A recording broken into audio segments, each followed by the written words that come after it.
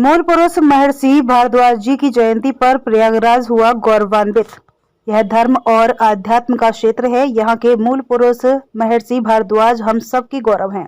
सभ्यता में पहली बार विमान के बारे में उन्होंने दुनिया को जानकारी दी। आयुर्वेद का पृथ्वी पर ज्ञान उन्हीं के द्वारा बांटा गया।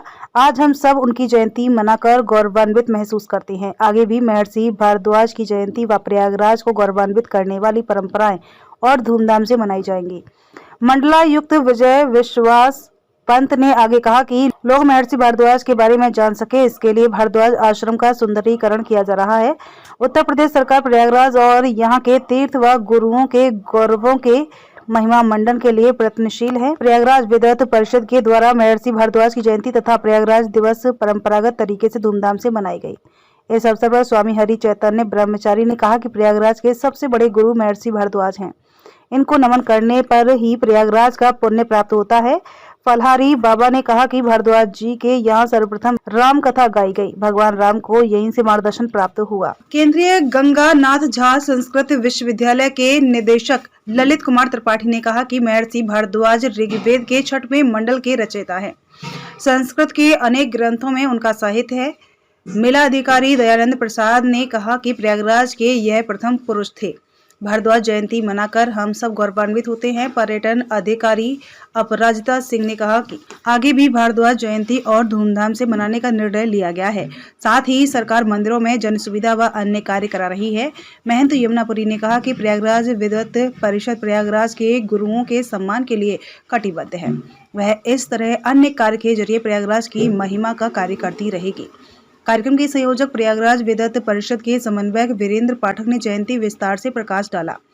संचालन डॉक्टर प्रभाकर त्रिपाठी ने किया। इस अवसर पर बड़ी संख्या में लोगों ने पुष्पांजलि अर्पित की। पुष्पांजलि के पश्चात जगत गुरु रामानुजाचार्य श्रीधराचार्य की अगुवाई में शोभा यात्रा निकाली गई। यह टैगोर टाउन से होते हुए अलापुर मटियारा रोड के बाद संगम पहुंची। जगह जगह शोभा यात्रा पर वर्षा की गई। संगम पर संतों, अधिकारियों व गणमान्य नागरिकों ने गंगा पूजन किया। गुड मॉर्निंग भारत संवाददाता पंकज शुक्ला की रिपोर्ट। यहाँ पे सम्मिलित होंगे और मेरी ये कोशिश रहेगी कि इसमें पर्यटन विभाग भी आगे कुछ अपना सहयोग प्रदान करें। इसके लिए मैं इस बार से प्रयास करूँगी और बस आप लोग अपना आशीर्वाद बनाए रखें। जय श्री महाकाल, ओम नमो नारायण। मैं हूँ माँ पवित्रानंदगिरी माँ मंडलेश्वर के अखाड़ा और आज बहुत बड़ी खुशी है मेरे लिए कि मैं भारद्वाज जी के यहाँ पर आरती करने आई हूँ। अभी ये जो आरती हो गई है, अभी सब प्रस्थान करेंगे। संगम पे रथ यात्रा है। यमुनापुरी जी और हम सभी लोग यहाँ पर आए हैं और बहुत बहुत माँ पहले की सबको बहुत बहुत बधाई हो और आने वाला जो हमारा राम राज्य है उसके लिए भी मैं पूरे देशवासियों को बधाई देती हूँ। आज माँ की पंचमी है और पंचमी पर इनका प्राकट्य हुआ था महर्षि भारद्वाज जी का और ये विमान के प्रणेता भी रहे, आयुर्वेद की भी जनक रहे। तो आज महर्षि भारद्वाज आश्रम से प्रयागराज संगम किनारे तक ये शोभा यात्रा निकाल रहे हैं हम सब लोग और वहीं पर इसका समापन हो गया, आरती होकर समापन होगा संगम। यह यात्रा अनेक वर्षों से प्रयागराज विद्वत परिषद के द्वारा निकाली जाती है, जो कि भारद्वाज आश्रम से लेकर के और संगम तक जाती है। महर्षि भारद्वाज भारत के उन महर्षियों के उन महान सितारों में से हैं जिनके बिना भारत का इतिहास संभव नहीं है। तो आध्यात्मिक ऋषियों में महर्षि भारद्वाज ज्ञान और विज्ञान से परिपूर्ण थे। आयुर्वेद भी उन्होंने भारतवर्ष को दिया और विमान शास्त्र भी उन्होंने भारतवर्ष को दिया।